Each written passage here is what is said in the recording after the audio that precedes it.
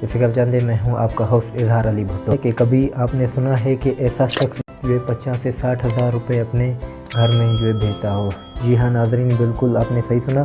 یہ بندہ جو ہے بڑی انٹرسٹنگ بات ہے اور مزے کی بات یہ کہ یہ بندہ بھی اور کہیں پاکستان کا ہے اور یہ جو ہے ہمارے صوبے سندھ کا ہے۔ کراچی کی جیل ہے سینٹرل جیل، اس میں رہتا ہے محمد اعجاز اس کا نام ہے۔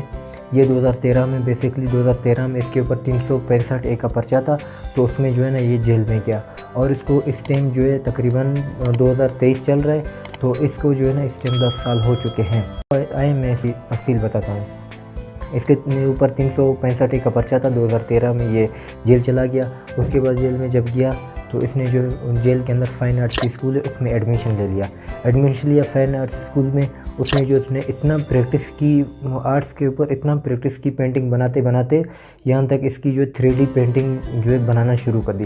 جب 3D پینٹنگ بنانا شروع کی تو باہر تمام ممالک میں اس کی جو ایگزیبیشن کے لیے جب گئی تو اس کی جو ہے امریکہ، ملیشیا، کینیڈا اور بہت سے ممالک اس طرح جو اس میں گئیں اور اس کی تقریباً جو 50 پینٹنگز بھی کی ہیں، اور اس ٹائم اس نے جو 50 پینٹنگ سے تقریباً 40 سے 50 لاکھ روپے کی انکم کر لی ہے۔ 40 سے 50 لاکھ روپے انکم۔ اور مزے کی بات یہ ہے کہ یہ جو سینٹرل جیل میں ہے اور اس اسکول میں ابھی جو ہے اسکول اس کا ابھی یہ ہیڈ بنا ہوا ہے، جو فائن آرٹس کی اسکول ہے اس کا ہیڈ بنا ہوا ہے، اور یہ ہر منتھ جو اپنے گھر والوں کو 50 سے 60 ہزار روپے ہر منتھ جو ہے بھیجتا ہے اپنے گھر والوں کو۔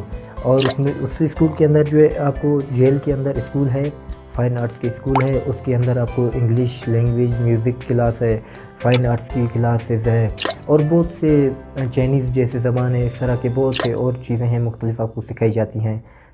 تو یہ جو ہے بیسیکلی پاکستان کا رہنے والا ہے اور ماشاءاللہ اس نے جو ہے خود کو جو 10 سالوں میں اس کو تقریباً 25 سال کی قید ہوئی ہے، جو اس کو 10 سال ہو چکے ہیں، اور ابھی جو ہے بیسک اس کے جو ہے نا 15 سال جیل میں اور مطلب کہ اس کی قید ہے۔ تو اس میں جو ہے نا ابھی اس میں تقریباً جیل میں رہتے ہوئے اس نے تقریباً 50-60 لاکھ روپے کی انکم کر لی ہے اس ٹائم تک۔ شکریہ، تھینک یو سو مچ۔